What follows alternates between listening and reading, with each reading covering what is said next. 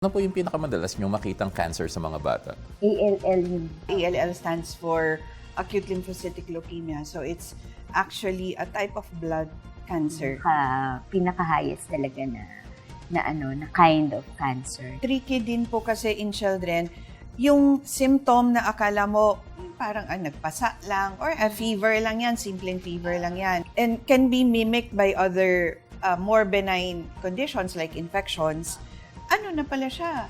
Cancer na pala siya.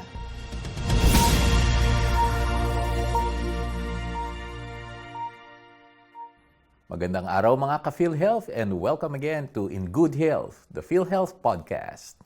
Real talk, real care, real health. Ayan, Miss RC. So, nandito na tayo sa third installment ng ating series with the Patient Alliance. I'm sorry? Papo.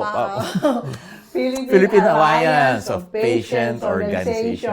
Yun, haba kasi. So, ito po ay talagang collaboration ng PhilHealth and PAPO para mapakilala ho natin yung iba't ibang members din ng PAPO at kung ano po yung kanilang ginagawa para makatulong sa lahat ng patients natin. Miss RC, meron tayong special guest. Siyempre, tulungan mo naman ako pakilala sa kanila. Well, maganda yung, dalawa po yung ating guests for this episode. And we have from Papo side, the Executive Director of KAIS Foundation, Ms. Magdalena Lopez. Good morning, Ms. Mags. Si Miss Mags. Good morning sa inyo at sa lahat ng nanonood nitong podcast ng PhilHealth. Yes, yeah. And of course, palagi natin kailangan may kasama tayong expert on the field because we're now talking of pediatric cancer. So with us today is Dr. Maria Cecilia Leongson Cruz or Doc Ces for short. Siya yung ating research officer and ng Cancer and Hematology Center of the Philippine Medical Center, Children's Medical Center. Good morning, Doc. Good morning. Good morning po. Thank you so much po sa pagpapaunlak ng aming imbitasyon. Thank you. Yes. Miss RC, alam ko naman yung KAIT ay member din ng PAPO, no?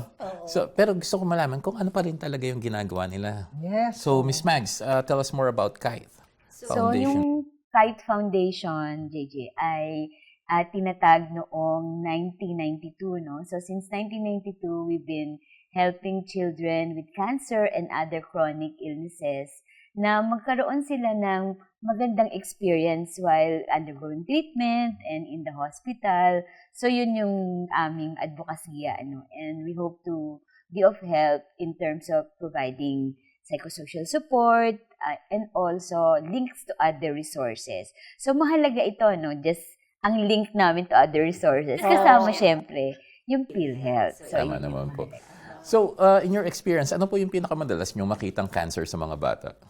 ALL yung pinaka-highest talaga na kind of cancer na nakikita namin.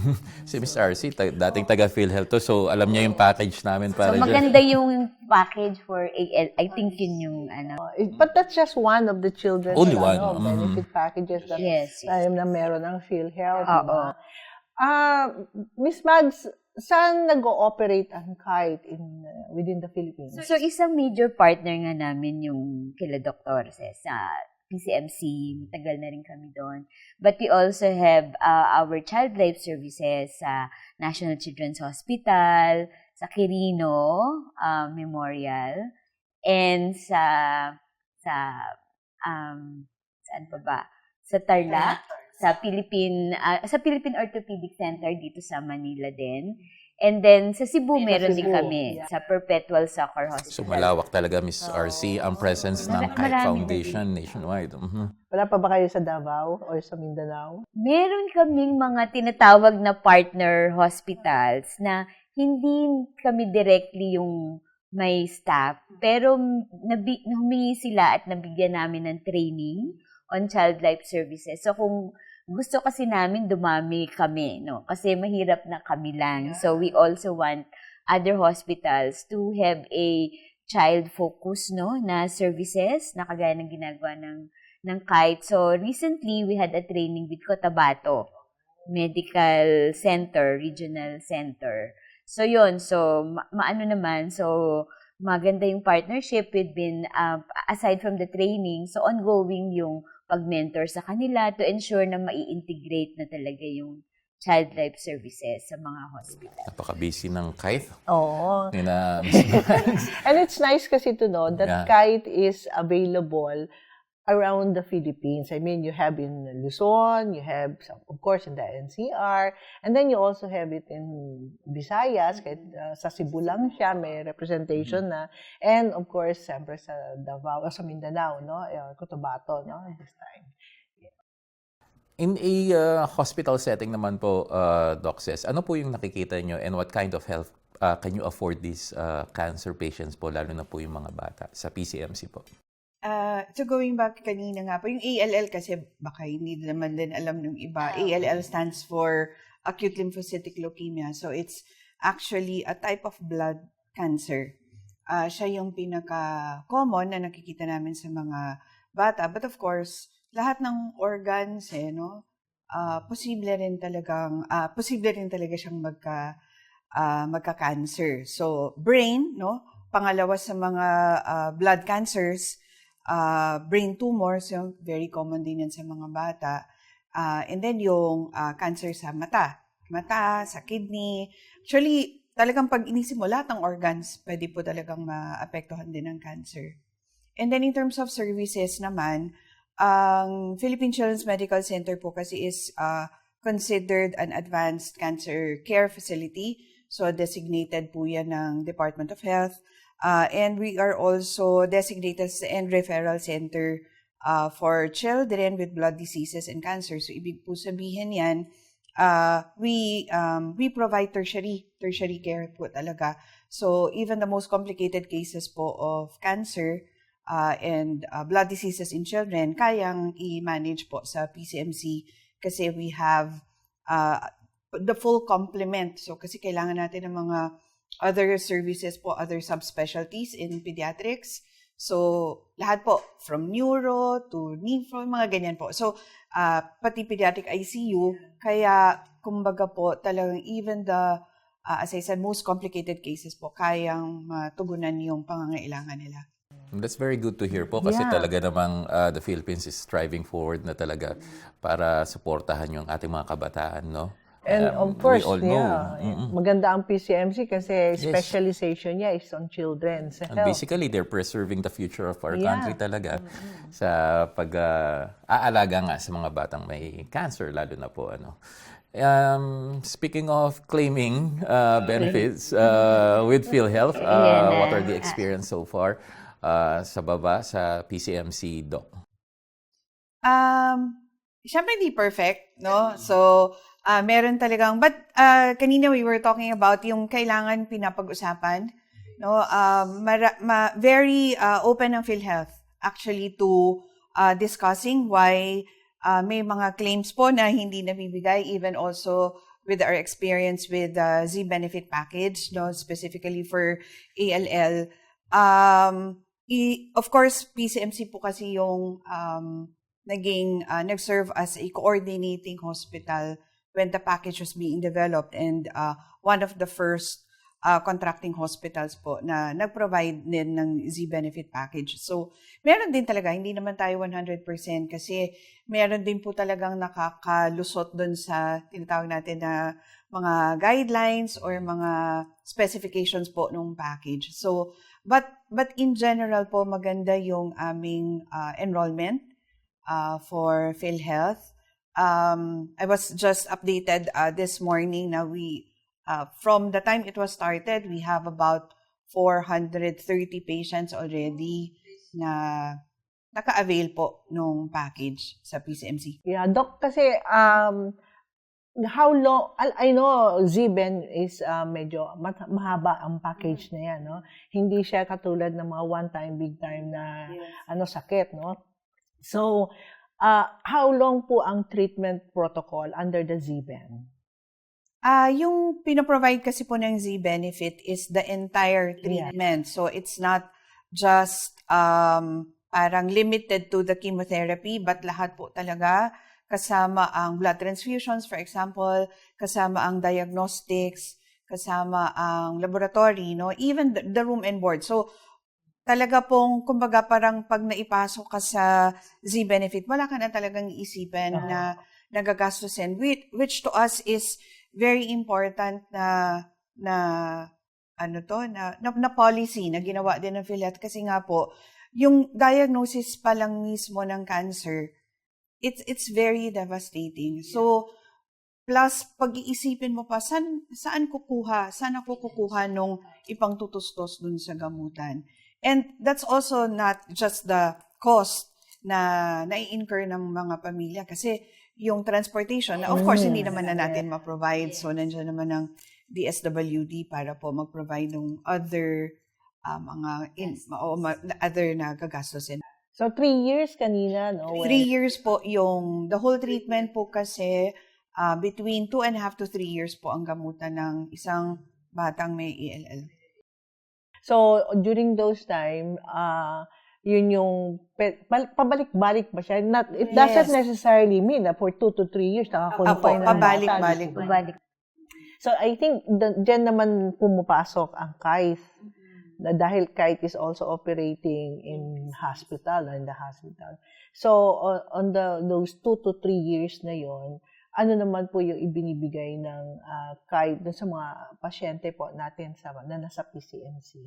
So kami, we are supplementing kasi malaki na yung tulong nga ng PhilHealth. But yung sabi ni doktora na for other expenses like transportation, yung iba kasi galing pa from other places, hindi lang Quezon City, no? From outside Metro Manila. So malaki yung expense na nai-incur. Kasi syempre, yung nanay or yung tatay or yung guardian na sumasama, plus yung bata, the patient mismo. So yung pabalik-balik, 'di ba? Malaking yun. So we also provide links to other resources. So meron kaming way by which yung Adapt a Patient campaign. So meron kaming together with yung sa yung social welfare na nag-i-screen, sino yung, kasi may natutulungan na sila. So meron din kaming sino pa yung kaya naming tulungan. We also screen them for possible assistance. Pero I think mahalaga din na yung sa gawain namin, malaking tulong din na we provide psychosocial support not only to the patients but their families, no? Kasi importante yun eh. Iba rin ho kasi yung stress dun sa guardian, sa parents ng mga bata. Yes, malaki yung epekto niya sa buong pamilya. So may counseling din po na-receive halimbawa yung mga parents. Support for families na lalo na yung mga parents. So meron kami mga kapihan sessions, meron we discuss yung mga issues ng mga parents, know how to help them. Kasi talagang it's the whole family, yung affected when one child is, yung na-diagnose na may cancer. So talagang it has to be addressed also. Kasi yung guardian or yung parent, pag lito na yan or medyo hindi maganda yung disposition, syempre maapektuhan din yung Tsaka bata. Baka ma-cloud yung decisions nila. Yes.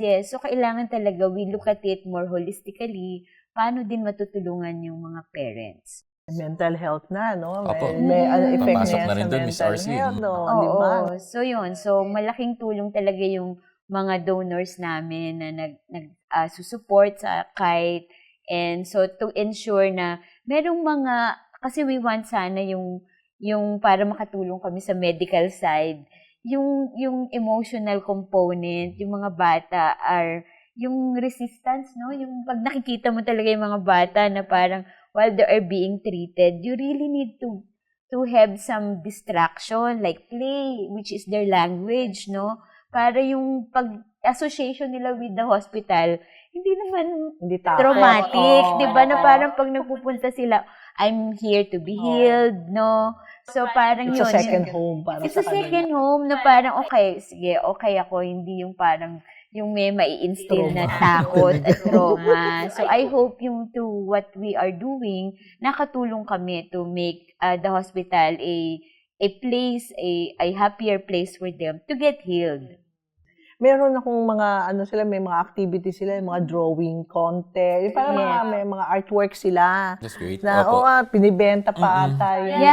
Oo. For sale, no? Or, Kasi yung huli namin ginawa activity na masaya, kasi mataas din naman yung survival rate ng cancer. We had cancer survivors na sila yung huli naming ginawang fundraising event. We had cancer survivors who did the artwork. Tapos yun yung finiture namin. Tapos yun yung namin, yun yung pinut up for auction para maka-raise kami ng funds. Oo, so yun yung mga ginagawa. Kasi may iba pang ngayon na yung like, ang recent namin na ginawa, may emergency fund kami na binuo para in cases like the recent devastation in Cebu, yung na typhoon. So, miski yun, parang it's a big impact kasi din yung mga magulang pamilya. So, tinayo namin yun para yung in case of calamities and other emergencies, pwede kami makabigay pa rin ng tulong. So, yun yung naging isa sa mga recently namin nagawa. Si Doc, yung survivors, yun nga sinabi, yung survival rate ng mga bata natin, no? Gano'ng kataas po ang rate ng ating, Halimbawa sa success ELL, rate? opo. Success rate. Kung 2 to 3 years po pala yung treatment And niya. then, paano po yung monitoring natin? Hanggang doon po ba yung? Yung pag-ELL po kasi, meron kaming tinatawag na parang sinastratify sila according to a risk. So, incidentally, ang nakukover pa lang po ng PhilHealth sa ngayon ay yung standard risk patients ng ELL. So, ang eligible po dyan would be yung mga pasyente na 2 years old to 10 years old. Okay. So, ang ibig po sabihin kasi nun is yung risk na bumalik yung sakit. We call that a relapse. Kasi very important po na magamot natin sila dun sa initial diagnosis kasi ang bata pong ELL na nag-relapse siya, napakahirap na po talagang gamutin. So, not curable anymore, no? But, as it is po ngayon, pag sinabi natin standard risk ELL, curable po siya.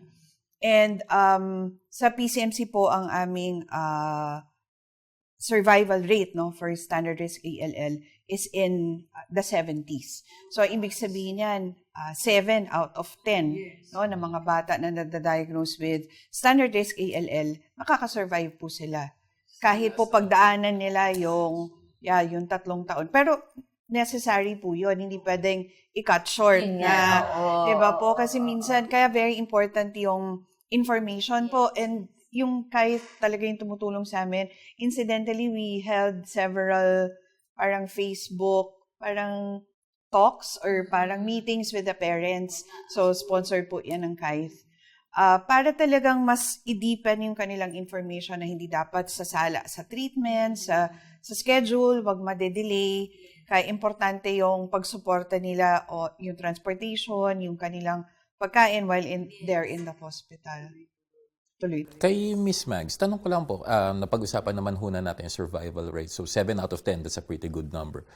But of course, may 3% pa rin yung magiging incurable ba na stage. So, paano naman po yung binibigay na assistance ng kahit doon, lalo na pagka nakita na na-diagnose na or na-identify na incurable na yung case ng bata. So, nasa inyo pa rin ho ba sila or paano po yung ganong cases, ma'am? Kasi parang pagka mga ganyan nga, no? So we also try to provide other forms of care. Like, meron kaming mga grupo na, meron kaming grupo ng mga, may isa kaming ambassador na nasa base states, pero ex-priest kasi siya. So, malaki yung network niya ng mga sa religious community. So, meron din kaming mga gano'n na parang every Saturday, we invite parents to join yung mga gano'n, mga mass for healing. And then we also have yung very recent na talagang I was so touched, yung meron kaming Remembrance Day na tinatawag. So, even after we lose a child, we provide grief sessions for parents. So, mahalaga yun Importante na yan, importante na yes. hindi porke kay wala na. Oo, Tapos na, wala na at tayong the end of relasyon it, sa isa't isa. But we also try to continue provide group sessions. Totoo and po, then- lalo na sa parents dahil ang kasabihan nga Oo, naririnig ko, yeah. ilibing ka na ng anak mo, wag lang Wag lang ikaw Yeah. maglibing sa Kasi anak mo. it violates a natural law na dapat mauna yung parent kaysa sa child. So, Exactly. oo, so talagang recently we had that, yung parang every year we do that as well. Na parang iba-iba silang grupo, lalo na it's so touching to see yung lalo na mga lalaki. Yeah. Yung mga lalaking parents na rarely do they Lumabas yung emotion. do they show no emotion or discuss kung ano yung nangyari. Pero through those sessions, nakakaano sila.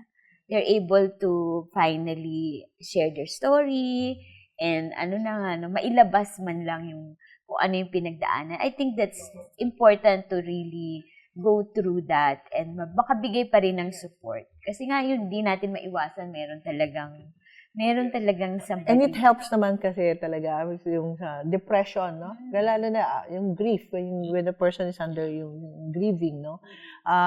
Kailangan you have to find ways na ilabas yung emotion mo. And I think one way is to keep talking about it. You remember it, no? Parang it's not a bad dream, eh. It has to be out, no? Kasi mailabas mo sa system mo, eh, no? So that's important na meron kang audience na nakaka-empathize, meron kang mga kasamahan. Kasi that's the support group na kailangan. And we have Kahit Foundation to thank for that. thank. Dok, kanina nag-uusap tayo off-cam pa, no? Na yung dati 200K nabanggit nyo, Yeah, 200,000 pa lang yun sa ALL. So it has been increased to 500,000.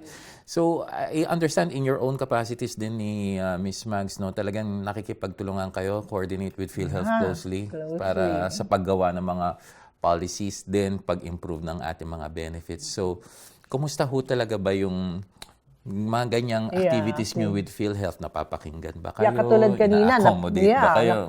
nabanggit ni Doc kanina, among the pediatric cancer, sa tumo, yung sa brain, sa liver, no?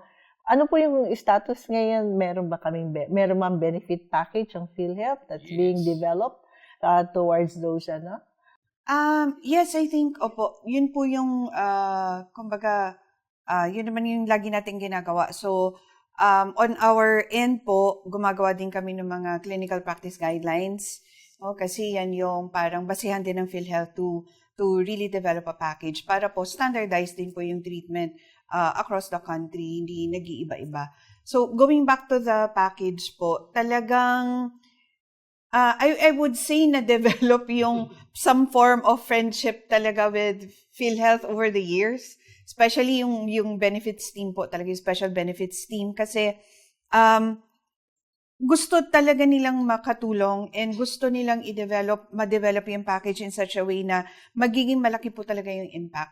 So, they heard us out when we said na actually, before po yung 210, hinagal yon. So, hindi po siya initially 210, parang around 140 lang. And then when they found out na, ito pala talaga yung cost. And we said, hindi lang po pwedeng chemotherapy, kailangan po yung admissions din. And then, paano po yung, pag nagka-complication yung bata, di ba ma'am? Pag naglalagnat sila, maa-admit sila because of the effect of the chemotherapy sa kanila, the immunocompromised sila. So, lahat po yun kinover ng PhilHealth, antibiotics, supportive treatment. So, in that sense, very open, I think, yung and na super na-appreciate po namin yun. And yun na nga, in 2017, when we presented to the team also na hindi enough yung 210 at the time, we did the research on that po, how much lang yung about 70% lang at the time yung nakukover po ng PhilHealth in terms of the total cost of standard risk ALL. Nag-agree po talaga sila na i-increase to 500,000 yung package. Starting 2017 yan. pa. So, right now po, ganun din. We are into talks naman po to expand the package to include yung high risk. naman na ELL patients. So based on what happened na talaga na increase, hindi naman ho tayo magtataka kung talagang makover na eventually yung high risk na ALL po. Ano? Kanina itanong ko kay Doc kasi we're talking about the existing illness Paano nga ba ito mapiprevent? Kasi we don't want children na, di ba? Naman. Gusto natin, bakit kailangan dumating ka sa Pa sa stage na na magpapagamot. Yeah. Oo.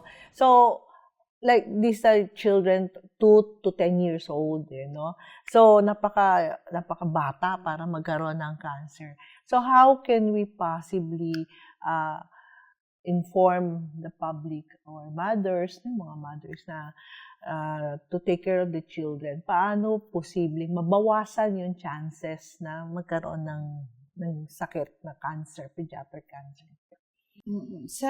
Kung po pag kinumpare kasi natin adult and pediatric, yung childhood po, no? Parang pag adult po kasi talagang related siya sa lifestyle. Halimbawa, alam naman natin yan, smoking is linked to lung cancer, even obesity nga, diba? Parang increases your chances of getting breast cancer or some other forms of cancer. Unfortunately po kasi sa bata talaga, walang screening Kasi nga, based po sa mga pag-aaral, ang napag-alaman nila is meron parang upon birth, no? These children exhibit some form of abnormality in their chromosomes, in their genes. No, we don't know kung inherited ba talaga yan, meaning yung parents nila meron ding same parang carcinogenic, no, na or oncogenic genes, no, na meron na ipapasa, or along the way ba during pregnancy, yun na nga, na-expose ba yung nanay to certain pwedeng chemicals yan, drugs, exposure to radiation. So, may mga pangyayari po during pregnancy that can actually trigger the parang carcinogenesis in the fetus. And then, depende po dun sa mutation na na-acquire ng fetus during development, yun po yung cancer maybe na nagde-develop. So, parang case in point lang po, meron kaming parang form of cancer, we call it chronic myeloid leukemia, na meron siyang tinatawag na Philadelphia chromosome. So, di ba po kung biology, konting lang, kung naalala natin yung biology, meron tayong 23 pairs of chromosomes. So, yung sa CML, ang abnormality niya is na putol yung chromosome 9 and 22 and then nagkapalit. So, ang laking impact po nun during development, nangyayari yan. And then, it leads to a certain form of leukemia. So, sa ibang types of cancers din po, pwede rin pong ganun. So, in terms of prevention, I think very important yung during the conception pa lang, and then yung kagustuhan na pagkakaroon ng anak, I think very important yun kasi meron na tayo talagang preparation for the mothers na kailangan maganda yung kanilang diet, maganda yung nutrition nila, iwasan ng exposure to alam natin na mga posibleng maka-apekto dun sa fetus, no? So, nandoon pa lang yung mga ways to really decrease the risk for these children to develop cancer. Unfortunately po, wala tayong screening like sa breast na magpapa-mammography ka, ultrasound. Wala pong ganun kasi sa hindi mo siya hindi mabilis or maaga nagma-manifest, no? Kaagad yung makikita mo yung cell because the cell is there. And then, there. ang medyo tricky din po kasi in children, yung symptom na akala mo, parang nagpasa lang or a fever lang yan, simpleng fever lang yan. And can be mimicked by other more benign conditions like infections. Ano na pala siya? Cancer na pala siya. So, talagang nating beats yung healthy food. Healthy food, yung healthy living, no? Simula talaga sa magulang pa lang yan. Lalo na yung nag-ano ka pa lang, no? Nagko-conceive ka pa lang. Parang, parang yung seed na inaalagaan mo sa pagtubo niya na tama ang kanyang growth, di ba? So, I think that's also helping sa prevention. Yung sa Kite Foundation lang din po, Miss RC, may tanong lang ako kay Miss Mags. Do you also help them, halimbawa, to secure PhilHealth membership, makapag-register sa PhilHealth o dun sa pre-authorization na tinatawag? Pumapasok pa rin ba ang services ng Kite doon? Meron kasi we work closely po with the social work department. So kung meron pong halimbawa yung aming mga child life coordinators which are in the hospital like PCMC, kung nakakausap po yung yung mga families, yung mga guardians na kailangan ng tulong, pwede naman po naming tulungan with na i-link sila with the social work. Ayun nga, yung tulad ng sinasabi ng kanina, ma'am, linking na. Yung linking, Yes, mahalaga po oo. kasi ayaw naman namin, kasi may kanya-kanya po tayong specialty, may role, and we also parang recognize na parang yung social work, yun talaga po yung But at kanila. least you point them in the right Yes, direction na rin po. pwede naman po, basta po makakatulong tayo na maka-access sila ng tulong na kailangan nila. And I think, kasi, ang KAIS kasi, since they partnered with PhilHealth, have already requested a lot of orientation with the parents ng mga, So talagang marami ng ng mga alam KAIS. yung Oo, so, members ng Kite. yeah, kasi, I was involved in Tarlac, I was involved in Cebu. Tapos before I left, we also have an online with the parents, no? So on the benefit packages of PhilHealth. So, pag depende kasi we always communicate and parang nag-uusap with the parents. So, inaalam din namin anong kailangan nilang, ano yung mga information na parang ito bago, gusto nila ng some more detailed orientation. So, depende. So, yun nga, nagkakaroon kami ng mga kapihan, mga discussions, ano yung pwede namin ibigay na bago nilang kaalaman na dapat nilang matutunan para mas maging better yung experience nila in seeking support sa PhilHealth or sa ano yung pwede pa sa within the hospital setting, sino yung kailangan pa nilang kausapin. So, yun po yung papel ng Kite. work together, no? Nice po. Miss RC, I mean, ang bilis talaga ng oras. That's another episode of our podcast. Oo. Parang kulang pa rin, Oo. I mean, madali lang naman silang invite siguro next time I ulit. guess, meron pa, no? Kasi, pediatric cancer pa lang ito, di ba? And, hindi lang naman, yun nga, marami pang form, no, ng illness na kailangan natin. Although, maliit lang yung chances, these are children, eh. These are the future, the generation. No? So, we really have to take care of them. Siguro final messages na po Yeah, nila para sa ating mga any viewers. message for our, Let's have Doc Ces po muna. Siguro po yung kailangan lang nating ma-emphasize is di dapat matakot magpatingin. Minsan yung health-seeking behavior is very important kasi hindi po talaga natin magagawa yung karampatang paggamutan kung late na po talaga tayo. So, lagi namin, ito yung parang battle cry namin mga oncologists, na ang cancer in children po ay nagagamot. No, curable po siya.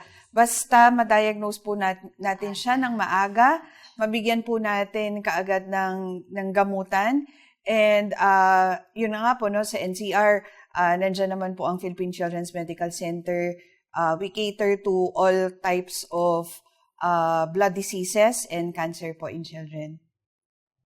Thank you. So, tama you. naman yun, Miss Oo RC. No? naman. We have to be more proactive sa pagsik ng medical care, lalo na may konting nararamdaman. Kasi sabi ni Doc kanina, konting magpasalang Oo nila nga na eh. kala mo, ganun lang eh. Doon na Hindi mo magsisimula mapapansin di ba? Kasi minsan, nabangga lang yan. Kasi natural, malikot ang mga bata, Malikot, di ba? oo, nadadapa. Yes. So, I guess we have to be very observant, no? And very cautious also na how to tell the children. Sa inyo naman, sa Kite, ano naman ang ating message sa ating public? Ang message po namin yun nga, no, na parang, yun nga, importante sa amin, every child's life is important.